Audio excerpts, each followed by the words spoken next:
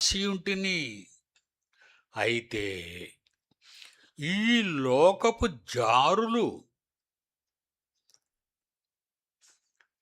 జారులు పరలోకంలో ఉండరు, ఈ లోకంలోనే ఉంటారు. జారులు ఎక్కడుంటారు? ఈ లోకంలోనే. మన ఇరుగునుంటారు, మన పొరుగునుంటారు, మన ఇంట్లో ఉంటారు. అవునా?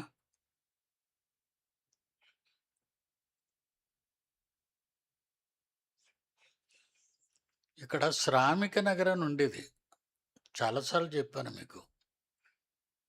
ఆ చివరి నుంచి ఆ చివరి వరకు రోడ్డు ఇవతల అన్ని వరుస గుడిసెలు.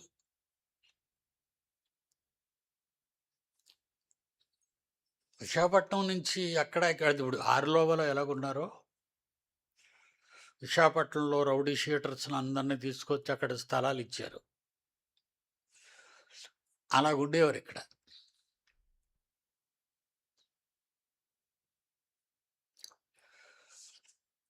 చీకట పడిందంటే చాలండి, పెద్ద పెద్ద కేకలు, పెద్ద పెద్ద గొడవలు.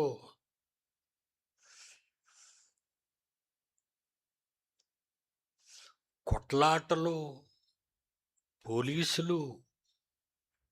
ఆ 4వ టౌన్ పోలీస్ స్టేషన్ దగ్గర ఉండేవారు గుంపులుగా. ఇక్కడోళ్ళు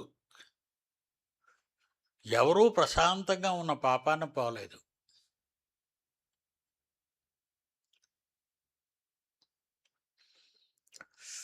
రాత్రి అయిపోయింది అనుకోండి, బాగా నిద్రపోయే పరిస్థితి వచ్చింది అనుకోండి,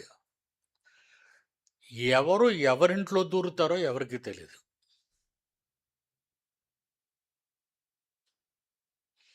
అలా ఆయన పడుకోగానే వాళ్ళ ఆవిడ లేచి పక్కింట్లోకి వెళ్ళిపోద్ది. వాళ్ళ ఆవిడ పడుకోగానే వీడు లేచి పక్కింట్లోకి వెళ్ళిపోతుంటాడు.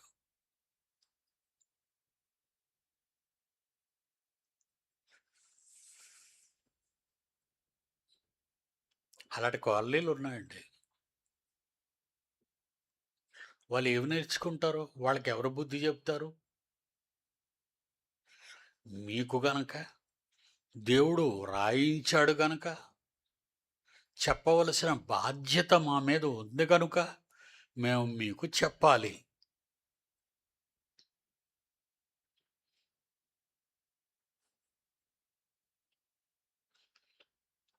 పదవచనం, ఈ లోకపు జారులతోనైనను లోబులతోనైనను, లోబులంటే దోచుకునేవారు, ఇవ్వనివారు, ఉన్నా లేదని వారు, లోబులతోనూ దోచుకుని వారితోనైనను, తర్వాత విగ్రహారాధకులతోనైనను ఏమాత్రమును సాంగత్యము చేయవద్దని కాదు. తర్వాత ఏం చెప్తున్నాడో చూడాలి.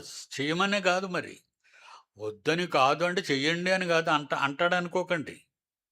చేయవద్దని కాదు. అలాగైతే మీరు ఈ లోకములో నుండి వెళ్ళిపోవలసి వచ్చును కదా. దేనికో ఈ మాట వాడాడు ఆయన.